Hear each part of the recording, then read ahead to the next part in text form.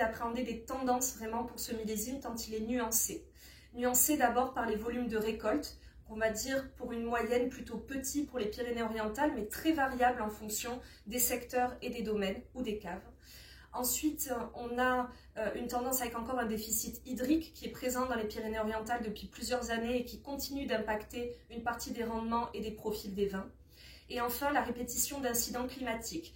D'abord des pluies au printemps, bénéfiques pour la plante, un peu moins pour les raisins, et ensuite 2 canicules en début et en milieu d'été qui ont donné des blocages de maturité pour certains ou alors au contraire des flétrissements et des concentrations pour d'autres. Alors, entre urgence et patience, le millésime paraît parfois insaisissable. Certains lots ont évolué à un rythme habituel, ont évolué très vite avec l'effet des coups de chaud ou au contraire ont ralenti avec les dilutions, avec les averses répétées.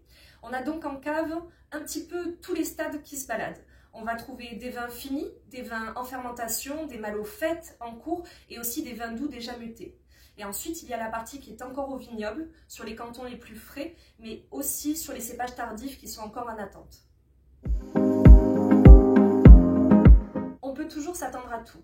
Ce qui est certain, c'est que ce millésime ne fait absolument pas exception sur un point. La capacité de notre région à produire des vins variés, avec des profils tendances, traditionnels, des belles aromatiques sur une diversité très importante de cépages et de terroirs. Ce qui est sûr aussi, c'est que quand le climat n'est pas de notre côté, la maîtrise humaine est indispensable. Le maintien des qualités, le maintien des profils commerciaux passe aujourd'hui par l'adaptabilité, la surveillance et le suivi technique des raisins, de la vigne jusqu'à la cave. Le mot de la fin, ça serait très bonne suite de vendanges à tous. On se souhaite de très beaux profils, des belles qualités aromatiques, le plus de volume possible sur ces conditions difficiles et puis surtout de goûter les vins très bientôt.